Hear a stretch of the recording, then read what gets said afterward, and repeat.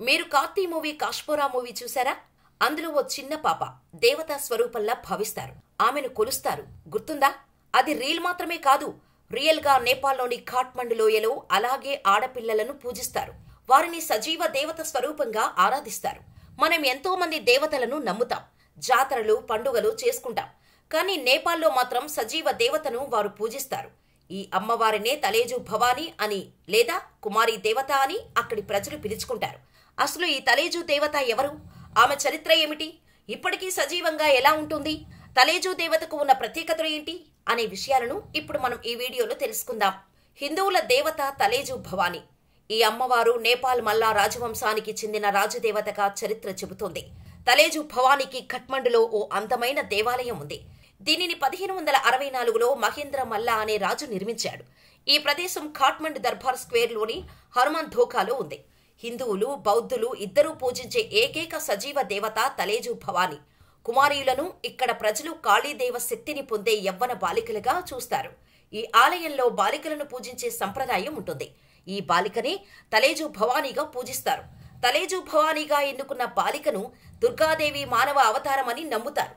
ఆ బాలికకు ఋతుక్రమం వచ్చే వరకు ఆమెను దేవతగా భావించి పూజలు చేస్తారు. ఎప్పుడైతే దేవత రూపంలో ఉన్న చిన్న పిల్లకు ఋతుక్రమం జరుగుతుందో అప్పుడు తలేజు భవానీ పిల్లల శరీరాన్ని విడిచిపెడుతుందని అక్కడి వారి నమ్మకం.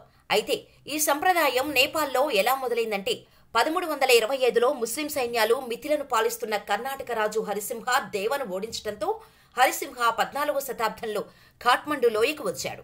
అప్పుడు అతనితో పాటు తలేజు భవానీ దేవతను తీసుకువచ్చాడని చరిత్ర.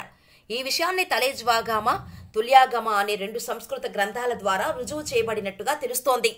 పురాతన కాలం నుంచి కర్ణాటి రాజులు తలేజు దేవతకు గొప్ప భక్తులు కావటంతో వారి ఆరాధనకు సంతోషించిన తలేజు భవానీ రాజులు నివసించే రాజభవనానికి వచ్చి చివరి రోజు అయిన జయప్రకాష్తో నడిచేదట. అంతేకాదు, రాజు జయప్రకాష్తో సరదాగా జూదమాడేదట. కానీ అమ్మవారికి రాజుకు మధ్య ఒక షరతు ఉండేదట. ఆ షరతు ఏంటంటే అమ్మవారు వచ్చి రాజుతో పాచికలు ఆడుతున్న విషయం ఎవరికీ చెప్పకూడదు. అలా అయితేనే రోజు రాత్రే వస్తానని మాట ఇచ్చిందట.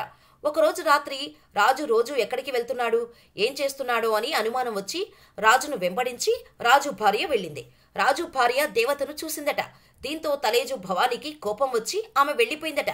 కానీ తను వెళ్లే ముందు నన్ను మళ్లీ చూడాలనుకున్నా, నీ దేశాన్ని రక్షించుకోవాలనుకున్నా నెవార్ వంశానికి చెందిన అమ్మాయిలలో నన్ను వెతకమని, ఆ వంశంలో నేను ఒక చిన్న అమ్మాయిగా అవతారమెత్తుతాను అని రాజుతో చెప్పిందట తలేజు భవానీ. జరిగిన పొరపాటును సరిదిద్దుకోవటం కోసం రాజు జయప్రకాష్ మళ్లీ అమ్మవారిని వెతకడానికి వెళ్లి అమ్మవారి రూపం ఉన్న ఓ అమ్మాయిని తీసుకువచ్చి పూజలు చేశాడట. అప్పటి నుంచి నెవార్ సమాజంలో ఈ ప్రక్రియ ఓ సంప్రదాయంగా మారింది. నేటికీ కొనసాగుతోంది.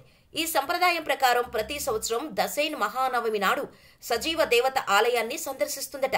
దసైన్ అంటే దసరా టైంలో ఆలయం ఉదయం 5 నుంచి సాయంత్రం 7 గంటల వరకు తెరిచి ఉంటుంది.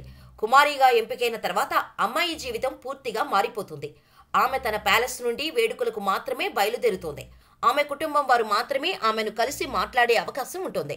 కుమారిగా ఉన్న అమ్మాయి ఎప్పుడూ ఎర్రటి బట్టలు, పైటముడిలో జుట్టు, ఆమె నుదుటిపై అగ్ని కన్ను వేసుకుంటుంది. అమ్మవారు కుమారిగా ఉన్న అమ్మాయి నుంచి వెళ్లిపోయే సమయం వరకు కాళ్లు భూమిని తాకనివ్వరు. కుమారి రూపంలో ఉన్న అమ్మాయిని దర్శించడం అదృష్టాన్ని తెస్తుందని నమ్ముతారు. అందువల్ల చాలా మంది ఈ సజీవ దేవత దర్శనం కోసం పాకులాడుతారు. ఆమె ఇనుప సింహాసనంపై కూర్చొని అందరికీ దర్శనమిస్తుంది. కుమారీ దేవత ఏడవటం అపశకునంగా భావిస్తారు.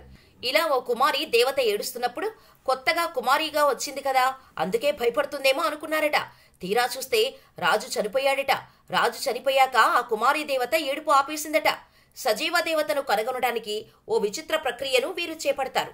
5 సీనియర్ బౌద్ధ గురువులు, ప్రధాన రాజపూజారి, తలేజు పూజారి, రాజజ్యోతిష్కుడు కుమారిని ఎంపిక చేస్తారు. శరీరంపై మచ్చలు లేని దంతాలు కోల్పోని వారిని చూసి సెలెక్ట్ చేస్తారు.